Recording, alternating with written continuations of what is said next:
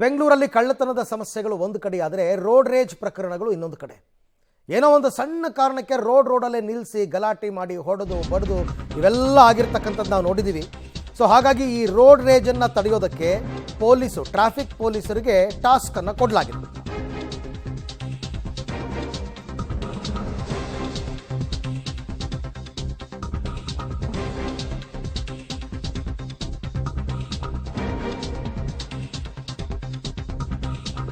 ಬೆಂಗಳೂರಿನಲ್ಲಿ ದಿನದಿಂದ ದಿನಕ್ಕೆ ಹೆಚ್ಚಾಗ್ತಾ ಇದೆ ರೋಡ್ ರೇಜ್ ಕೇಸ್ಗಳು. ಈ ರೋಡ್ ರೇಜ್ ತಡೆಯೋದಕ್ಕೆ ಟ್ರಾಫಿಕ್ ಪೊಲೀಸರಿಗೆ ಟಾಸ್ಕ್ ಕೊಟ್ಟಿದ್ದಾರೆ. ಪೊಲೀಸ್ ಕಮಿಷನರ್ BNS 132, 118 ಅಡಿಯಲ್ಲಿ ತನಿಖೆಗೆ ಅವಕಾಶ ನೀಡುವಂತೆ ಈಗ ಪತ್ರವನ್ನು ಬರೆದಿದ್ದಾರಂತೆ ಗೃಹ ಇಲಾಖೆಗೆ ಪೊಲೀಸರು ಪತ್ರ ಬರೆದಿದ್ದಾರೆ. ಒಂದು ವೇಳೆ ಅನುಮತಿಯನ್ನು ಕೊಟ್ಟರೆ ಟ್ರಾಫಿಕ್ ಪೊಲೀಸರು ಈ ನಿಟ್ಟಿನಲ್ಲಿ ತನಿಖೆಯನ್ನು ಕೈಗೊಳ್ತಾರೆ. ಅದರ ಮುಖಾಂತರ ರೋಡ್ ರೇಜ್ ಪ್ರಕರಣಗಳನ್ನು ಮಟ್ಟ ಹಾಕಬಹುದು, ಕಡಿಮೆ ಮಾಡಬಹುದು ಅಂತಕ್ಕಂಥದ್ದು ಪೊಲೀಸರ ಲೆಕ್ಕಾಚಾರ. ಹಾಗಾಗಿನೇ ಗೃಹ ಇಲಾಖೆಗೆ ಇವರು ಪತ್ರವನ್ನು ಬರೆದಿರೋದು. ಅದು ನನ್ನ ಪ್ರಕಾರ ಪರ್ಮಿಷನ್ ಕೊಡ್ತಾರೆ. ನೋಡೋಣ ಎಷ್ಟು ಸಾಧ್ಯನೋ ಅಷ್ಟು ಇದನ್ನು ಕಡಿಮೆ ಮಾಡೋ ಪ್ರಯತ್ನಗಳಾಗಲಿ. ಈ ಬಗ್ಗೆ ಮತ್ತಷ್ಟು ಮಾಹಿತಿ ನನ್ನ ಕೊಲೀಗ್ ನರಸಿಂಹಮೂರ್ತಿ ಅವರಿಂದ ಪಡ್ಕೊಳ್ಳೋಣ. ನರಸಿಂಹಮೂರ್ತಿ, ಒಂದು ವೇಳೆ BNS 132, 118 ಅಡಿಯಲ್ಲಿ ತನಿಖೆಗೆ ಅವಕಾಶ ಕೊಟ್ಟರೆ ಗೃಹ ಇಲಾಖೆ ಈ ರೋಡ್ ರೇಜ್ ಪ್ರಕರಣವನ್ನು ಹೆಂಗೆ ಕಡಿಮೆ ಮಾಡಬಹುದು ಅಂತ.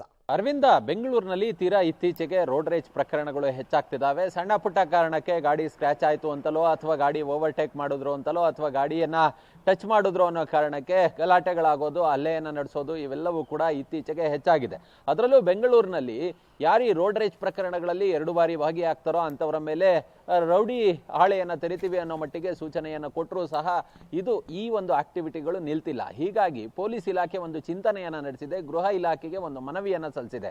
ಏನಂತ ಹೇಳಿದ್ರೆ, ಇದೀಗ ಟ್ರಾಫಿಕ್ ಪೊಲೀಸರಿಗೆ ಲಾ ಅಂಡ್ ಆರ್ಡರ್ನ ನಿಯಮಗಳೇನಿದೆ ಅದರಡಿ FIR ಅನ್ನು ದಾಖಲು ಮಾಡೋದಕ್ಕಾಗೋದಿಲ್ಲ. ಹೀಗಾಗಿ ಈ ರೋಡ್ ರೇಜ್ ಪ್ರಕರಣಗಳಲ್ಲಿ ಟ್ರಾಫಿಕ್ ಪೊಲೀಸರಿಗೆ ಇನ್ವೆಸ್ಟಿಗೇಷನ್ ಅನ್ನ ಮಾಡೋದಕ್ಕೆ ಅವಕಾಶವನ್ನ ಮಾಡಿಕೊಡ್ಬೇಕು. ಅದು BNS 118 ಹಾಗೆ BNS 132 ಅಡಿ ಇವರಿಗೆ ತನಿಖೆಗೆ ಅವಕಾಶವನ್ನ ಕೊಟ್ಟಂತಹ ಸಂದರ್ಭದಲ್ಲಿ ಟ್ರಾಫಿಕ್ ಪೊಲೀಸರು ಈ ಒಂದು ತನಿಖೆಯನ್ನ ಮಾಡಬಹುದು. ಯಾಕಂತ ಹೇಳಿದ್ರೆ, ಈಗ ಲಾ ಅಂಡ್ ಆರ್ಡರ್ ಪೊಲೀಸರು FIR ಅನ್ನ ದಾಖಲು ಮಾಡಿಕೊಂಡ್ರು ಕೂಡ ಸ್ಪಾಟ್ಗೆ ಹೋಗ್ಬೇಕು, ಅಲ್ಲಿನ CCTVಗಳ ಪರಿಶೀಲನೆಯನ್ನ ನಡೆಸಬೇಕು, ಅಲ್ಲಿನ ಟ್ರಾಫಿಕ್ ಪೊಲೀಸರ ಸಹಾಯವನ್ನ ಪಡೆದುಕೊಳ್ಬೇಕು. ಹೀಗೆ ಒಂದಷ್ಟು ಆಯಾಮಗಳಲ್ಲಿ ತನಿಖೆಯನ್ನ ನಡೆಸೋದಕ್ಕೆ ಟ್ರಾಫಿಕ್ ಪೊಲೀಸರ ಸಹಾಯವನ್ನ ಕೇಳಬೇಕಾಗುತ್ತೆ. ಆದ್ರೆ ಇಲ್ಲಿ ಟ್ರಾಫಿಕ್ ಪೊಲೀಸರಿಗೆ ಈ ರೀತಿಯಾದಂತಹ ಅವಕಾಶವನ್ನ ಮಾಡಿಕೊಟ್ರೆ, ಈಗಾಗಲೇ ಟ್ರಾಫಿಕ್ ಜಂಕ್ಷನ್ಗಳಲ್ಲಿ ಟ್ರಾಫಿಕ್ ಪೊಲೀಸರ CCTVಗಳಿರ್ತವೆ, ಅವನ್ನ ತೆಗೆದು ಪರಿಶೀಲನೆಯನ್ನ ನಡೆಸಬಹುದು.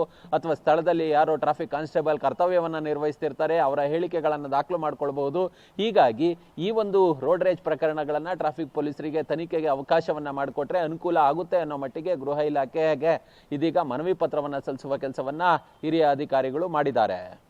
ಓಕೆ ಮೂರ್ತಿ, ಥ್ಯಾಂಕ್ ಯು ತಮ್ಮೆಲ್ಲ ಮಾಹಿತಿಗೆ. ನೋಡೋಣ, ಅಟ್ಲೀಸ್ಟ್ ಹಂಗಾದರೂ ಪರ್ಮಿಷನ್ ಸಿಕ್ಕಿದ್ರೆ ರೋಡ್ ರೇಜ್ ಪ್ರಕರಣಗಳು ಕಡಿಮೆ ಆಗುತ್ತಾ, ಈ ವಿಚಾರವಾಗಿ ತುಂಬ ಗಂಭೀರವಾಗಿ ಪೊಲೀಸರು ಥಿಂಕ್ ಮಾಡಬೇಕು. ಯಾಕೆಂದರೆ ಬೆಂಗಳೂರಿನಲ್ಲಿ ವೆಹಿಕಲ್ ಡ್ರೈವ್ ಮಾಡೋದಕ್ಕೆ ಹೆದರಿಕೆ ಆಗುವಂಥ ಪರಿಸ್ಥಿತಿ ನಿರ್ಮಾಣ ಆಗ್ತಾ ಇದೆ. ಅದಕ್ಕೆ ಕಡಿವಾಣ ಹಾಕೋ ನಿಟ್ಟಿನಲ್ಲಿ ಏನು ಕ್ರಮ ಕೈಗೊಂಡರೂ ಕೂಡ ನಾಗರಿಕರು ಅದನ್ನು ಸ್ವಾಗತಿಸ್ತಾರೆ.